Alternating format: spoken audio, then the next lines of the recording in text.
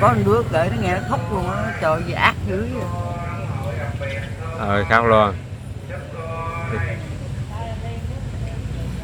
Nghĩ lại tuổi thân buồn quá.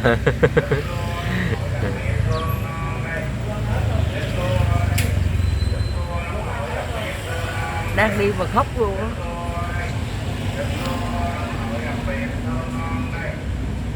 Đối với gặp công an nó cũng hay cẳng luôn.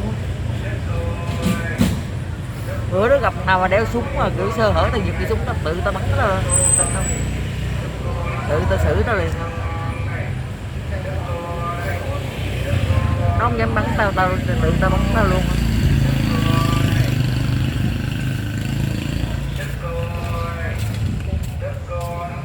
Năm nay cô Ngọc là 69 tuổi rồi đây, năm vừa rồi 68 tuổi, năm nay 69 tuổi rồi.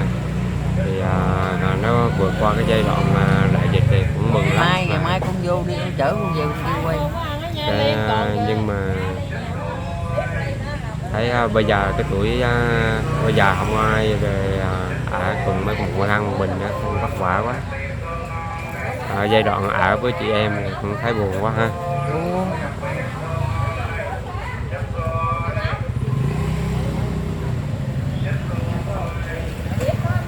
Tới cái mức mà mình nghĩ cái việc ông bà tự tử là dữ lắm đó, có nghĩa là hai lần luôn không? Đường cùng luôn rồi đó. Đường cùng cái dây thắt cổ nhà nó đó. Cái dây thắt cổ nữa. Trời. Cứ ra đường không được.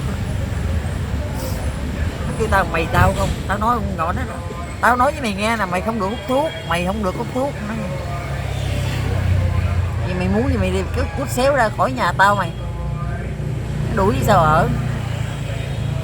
Rồi cô chỉ hận cái thằng em của cô cứ gài cô đi xuống dưới cái tụi nó trả thù.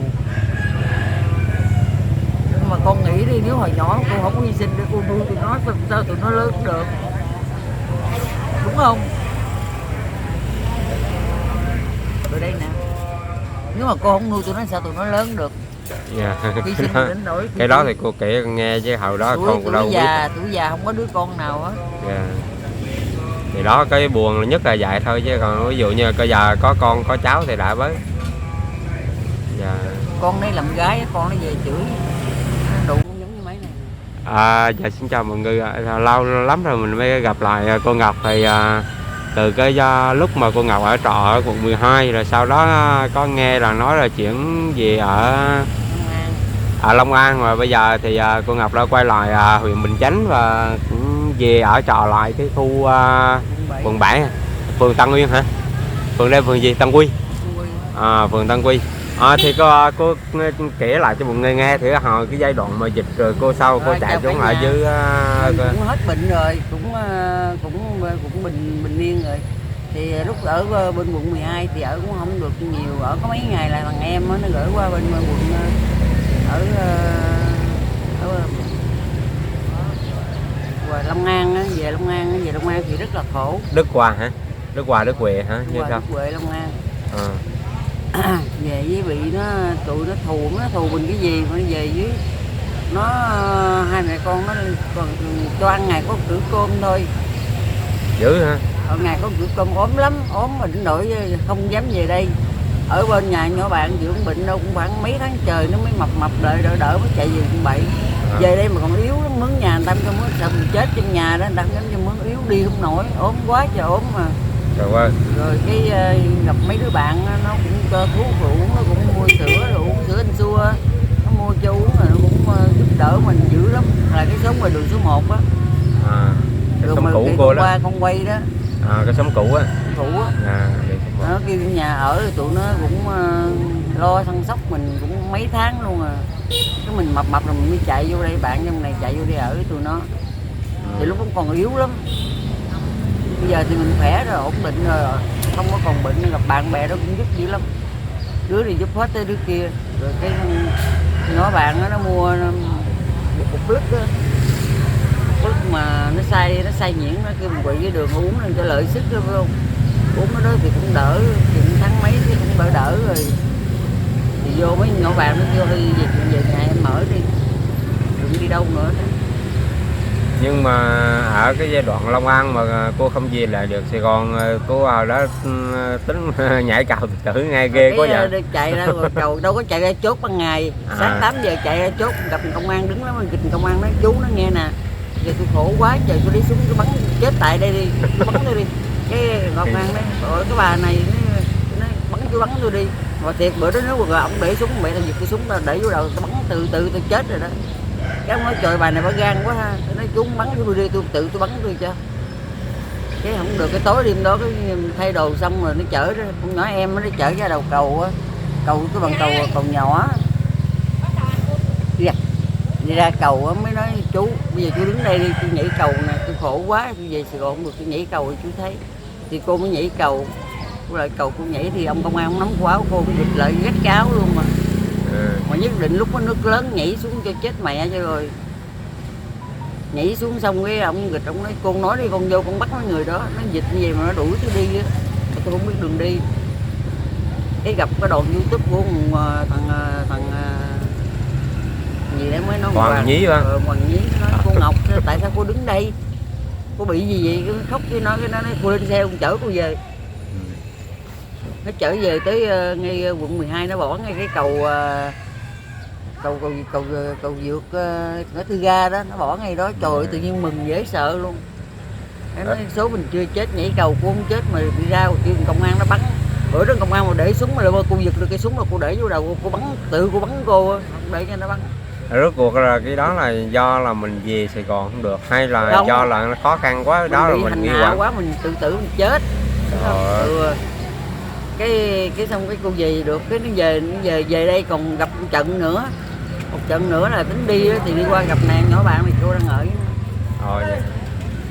Rồi cái cô cũng tự tử cái xong về một trận nữa rồi cô chạy qua đây muốn nhà ở. Cô bơi mới đi muốn nhà cô ở.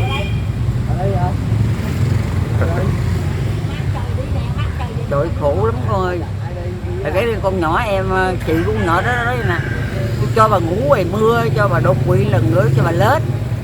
Nó nói gì đó, tôi phải cho bà ngủ ngoài mưa mới được, không cho bà vô nhà. Nói câu đó cô mới chị ra xong cô tự tử.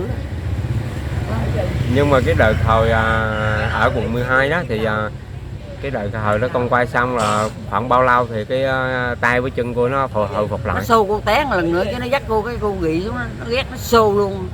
Gịch nặng quá nó xô té cái xùi cái tay này luôn. Rồi về đi chăm cứu cũng bớt rồi vợ cũng được, chút chích đồ được hết rồi. Dạ, ai số? Nhỏ đó đó. Ủa vậy hả? Hai mẹ con. Nhưng mà hồi đó thấy ở các con khác tình cảm lắm mà. Không tình cảm, nó nói như này khát máu đi ra khỏi nhà khát máu. Là vậy.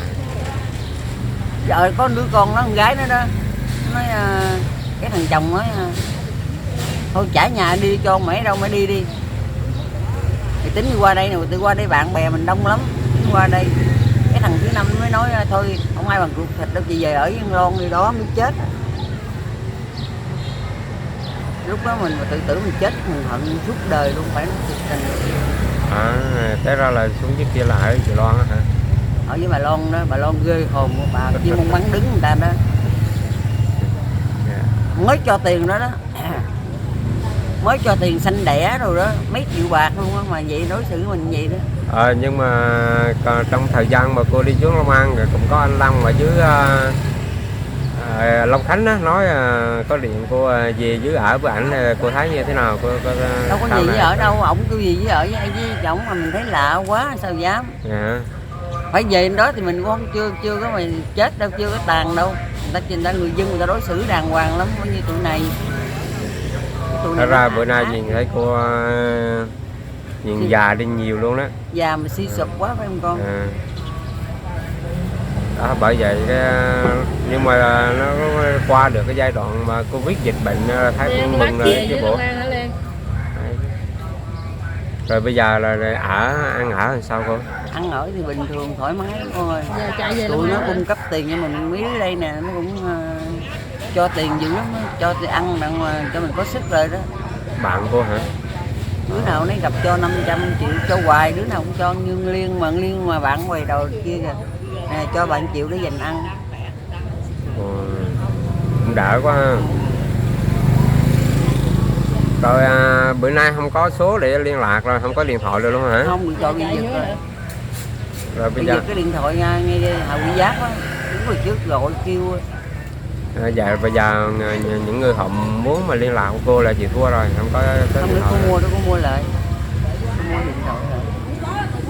Nhiều giày lắm con ơi, kể là lúc ở Long An giày lắm nhưng phải nhiêu đó đâu. Chỗ nào mà nó vắng vắng. Dạ rốt cuộc cô về Sài Gòn là mấy tháng rồi? Cô về đây ở đây 3 tháng rồi. 3 tháng rồi đó. Nhưng mà bạn bè tụi nó mua sữa anh xua rồi cho uống rồi nó cho tiền nó là cho mình đừng buồn á. Nó mày đừng có suy nghĩ gì đó. Mày cứ ở đây với tao đừng có suy nghĩ gì, suy nghĩ là bị ngã bệnh rồi. Tiền hết tao cho. Có nghĩa là hậu đợt đó bệnh là đi không nổi luôn đó. Đi nó đuổi cô đi chứ cô đi ra là cô té con, đi ra là té, xách cái giỏ đồ nặng quá, 2 giỏ đồ nặng quá mới hết bệnh mà đứng dậy đi ra là té, còn bịch cô xách bỏ thùng rác, đấy là mấy bộ đủ bận thôi. Té lên té xuống gió thổi còn té nữa đó, té xe chạy ngang mình hút mình mình té văng xuống dưới ruộng, rồi leo lên đi tiếp nữa. Trời. Về đây nhờ bạn bè nó giúp đỡ mình đi mới cứng lại. Nhưng bây giờ thấy khỏe lại chưa? Khỏe rồi, bình thường hồi xưa mà đi cái chân hơi cà đơ thôi. Cô bình thường Cái tay trái thì sao? Cái tay trái bây giờ hoạt động lại bình thường chưa? Động bình thường, xách đồ hay chứ. Ừ. Chứng tỏ là nó bị nhưng mà nó hồi phục lại cũng dữ chứ. Hồi phục là tại bạn bè nó cũng nói mình vậy, nó mới nói cố lên Ngọc. Mỗi buổi sáng là ăn Tâm nó cố lên Ngọc, cố lên. Hết tiền em cho thôi cố lên, nó nói vậy. Hết tiền là em cho chị cố lên. Khỏe là hơn hết. Đừng có không có suy nghĩ, không cần suy nghĩ. Hết tiền em cho chị. Có việc xài đi, xài thoải mái đi. Rồi cái cho. Dạ rồi. Không Còn gì chia sẻ nữa? Đừng ấy cho em. Vậy không. Không, vậy đừng ấy. Đừng mua nữa Liên ơi, không ăn đâu.